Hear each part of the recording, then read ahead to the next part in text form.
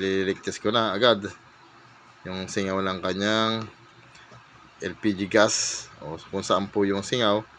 Kasi ganito po yan, dalawang linggo lang po yung gas niya, inaabot po na isang buwan yan o mahigit pa isang buwan ginagamit.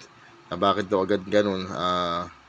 Agad ho nawala ng gas. Yan, kaya yan, niligtas po natin. Agad naman natin nakita doon sa likod ng kanyang kalan. Yun, yung stretch.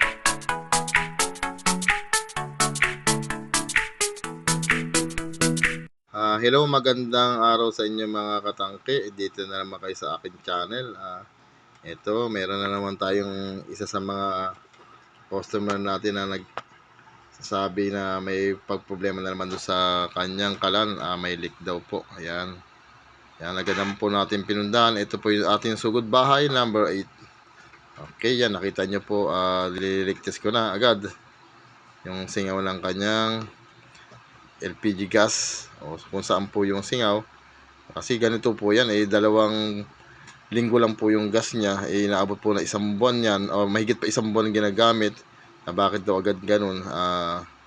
Agad ho nawala ng gas. Yan, kaya yan, niligtas po natin. Agad naman natin nakita doon sa likod ng kanyang kalan. Yun, yung extraction po, ayan. Ayan, nakita nyo, napakalakas. Talagang mauubos po yung ganyang kalakas po talaga. Siyempre, ginagamit nyo. Habang ginagamit nyo, patuloy din ang leak sa likod. Dalawa-dalawa yung consume. Halos natatapon din sa likod. Kaya ubos mo talaga sa ganyang kalakas na singaw ho, yung ganyan leak. Kaya yung nakita po natin sa kanyang hose, wala naman po siyang clamp. Kaya yung nag-install po nito ay hindi malanyan nilagyan ng clamp. Yan, ay pautuloy po natin yan. Talagang pinapakita ko sa kanya na sa mga viewer na ganun po talaga kalakas. Kaya kayo, pagka nag-install po tayo ng mga ganyan, dapat safe po at lalagyan po ng clamp. Yan, kaya tayo nag-tutorial mga ganitong video para yan, makita nyo po kung ano yung mga iba-ibang problema about niya sa mga gas natin, sa mga LPG. Yan, kaya tayo nag-upload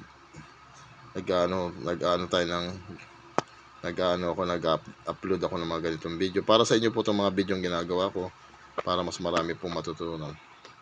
Yan mga katangke, yan yung sinasabi ko nga sa kanya. Ang problema dito po sa likod dahil wala pong clamp, kaya hindi po naging problema doon sa aming gas na sinasabi niya daw na baka raw kulang sa laman.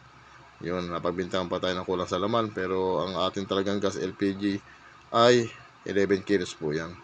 Kaya sa mga nanonood po ng video na ito, kung maaari, wag agad, katulad namin mga delivery, ay huwag nyo agad husgahan yung gas namin na kulang. Yan po ay sakto naman talaga. Baka nagkaroon lang po ng problema doon sa mga instalasyon o kaya singaw. Kadalasan kasi sa amin nangyayari, nasisisi kami sa mga ganyan pagka halimbawang naubos ang gas.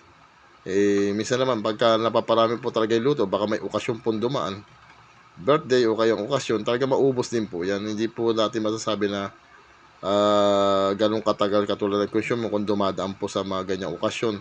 At pangalawa, kung wala namang okasyon, siguro yung katulad ng nangyari dito kay ate, may mga leak po sa gas o kaya sa tangke. Okay, kung sa gas mo po, sa tangke naman ay sagot na po namin sa tangke, ba pwede ko pong palitan ng isang buong tangke kung ang napatunayan po sa tangke po ang problema. Kaso nung nakita ko po, hindi po problema doon sa tangke, ang problema po doon sa instalasyon po ng LPG hose nila doon sa likod. Ayun po yung naging problema. Kaya sabi ko kay ate na yun nga, hindi natin ma-refund kasi gawa po na sa instalasyon na po ng hose niya dahil wala pong clamp doon sa likod. Kaya yung mangyayari po, yung o-order po siya ng panibago ng gas sa amin kasi hindi nga naging problema po sa gas. Matutulong ko na lang po yun, lalagyan na lang po natin ng clamp yung kanyang hose dahil wala pong clamp. Ayan po, may clamp po naman siya, nakita ko nalaglag puro sa baba, yun galing doon. Yung nagkabit siguro nito, hindi naman kami nag-install nito, yung nagkabit siguro nito, yun, hinayaan niya lang na maluwag, hindi na hinigpitan, o baka naman lost thread yung clamp kaya hindi niya na tinuloy. Pero dapat sa nagkabit, aware po dapat kasi kawawa naman po yung may bahay ba mamaya magkasunog kasi hindi nilagyan ng clamp po yung sa likod ng fittings yung sa hose. Kaya siguro ganyan, sumingaw ho talaga. Kaya yun, ikakabit ko sana. Kaso ang sabi ni ate, ipapakita niya na muna doon sa airpot niya yung naging problema kasi nga tumatawag sa akin na bakit daw mabilis maubos yung gas. Kaya sabi ko, sige, intay niya muna yung kanyang airpot para malaman na ang problema dun sa likod po ng kanyang hose na walang clamp. Kaya sabi niya, mamaya-maya na lang daw na balikan ko na lang daw pag tumawag si kuya, yung airpot niya. Kaya sabi ko nga, yan ang sabi niya, yun. Sasabihin niya na lang daw sa airpot niya na yun ang problema. So, sige, ganito na lang. Iiwan namin si ate at babalikan na lang namin mamaya pagka tumawag yung kanyang airpot na ipapagabit na sa amin. Kaya continuous na lang tayo mamaya mga katangke. Yan, iwan na muna natin si ate. Okay. Kaya, yan, inatas ko lang ng konti. Baka masagi ng mga bata. Yan. Okay guys, itong ginagawa po natin, ito yung disclaimer lang po to. At hindi tayo nagmamalaki dahil sa experience lang po natin to sa ilang taon po natin nagagas. Kaya yan, tinuturo ko lang po sa inyo yung mga demo tsaka tutorial po. Sige, babalik na lang po ako mamaya pag yan, nakita nyo, bumalik na po. Yan, pangalawang balik ko na yung mga katangke ha. Yan na yung tinawagan na ako ng tatay niya para ako na raw mag-install para mas safety daw. Yan. At ipakita ko na rin sa kanya kung ano yung naging problema po ng gas.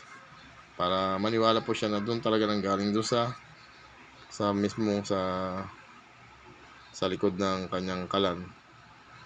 Doon sa hose na maluwag na hindi ikinabit po ng nag-install na kung sino may nag-install doon sa kanila. Ayan mga guys, ayun na lang may tutulong ko. Ako na simple-simple po mga guys, hindi na natin patatagalin ha, mga katangkay yan. Siyempre, pinakita ko na sa inyo kanina kung ano yung problema yan. Higpitan po natin lang. Try ko lang higpitan yung kaninang nalaglag na, baka hindi pa, yun lang, kulang lang, hindi na masyado nahigpitan kaya nalaglag. Pero sa tingin ko mga katangke, low thread po yun. Yan iniikot po na aking kasama. Hindi po pumapasok kaya siguro yan. Papalitan na lang po natin ng bago. Buti na lang ay may dala po tayo, lagi tayong handa rito. May dala tayo ng panibagong clamp pamalit dyan. Yan, kahit anong ikot, ayaw po talaga umikot. Kaya siguro, pinabayaan na rin yung nagkabit kanina. Kaya yan, siguro, hindi niya na ikinabit. Kaya ang advice ko lang sana sa magkakabit kayo nito, dapat lagi pong lalagyan ng clamp para safety.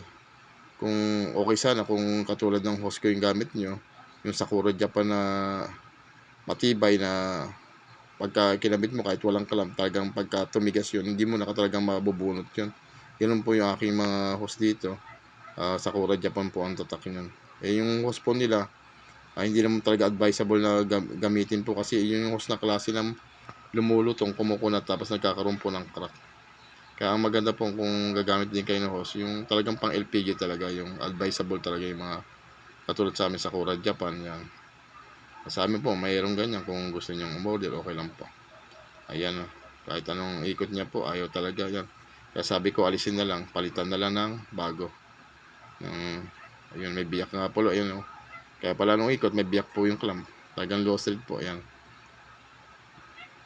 Kaya yung mga guys habang nag-check-in po kayo, nagkakabit po tayo, nagpapasalamat po ako sa mga o kaya subscribe nyo po ako sa channel ko at pakipindot ng notification bell, tapos para update po kayo sa mga video natin, at share na rin po, tsaka like na rin po para makatulong tayo sa mga iba mapanood yung ganitong klaseng video, yung ating mga tutorial, tapos yung mga demo ko, para safety din po sila, mas dumami po yung nakakaalam na ganito. At magpapasalamat na rin ako sa mga walang sawang sumusuporta at nanonood sa akin. Buong mundo po. Maraming salamat po sa walang sawang pagsuporta niyo sa akin sa video ko. Paki-suportahan niyo na rin po ako sa bagong video ko dito sa bagong Facebook page ko dito sa Katangke rin po. Paki-suportahan niyo po ako doon sa Katangke sa Facebook page. May gawa po tayong bagong Facebook page. Ayan. mapapanood nyo na po ako sa YouTube tsaka sa Facebook page po, mga katangke. Kaya ngayon pa lang po, nagpapasalamat ako sa mga sumusuporta sa akin, walang sawang sumusuporta sa akin. Hanggang doon lang po at more power sa inyo. Salamat ng marami po. Ayan, continuous lang po tayo mga katangke. Ayan, hinihigpitan na po natin. Yan, okay na, higpit na po.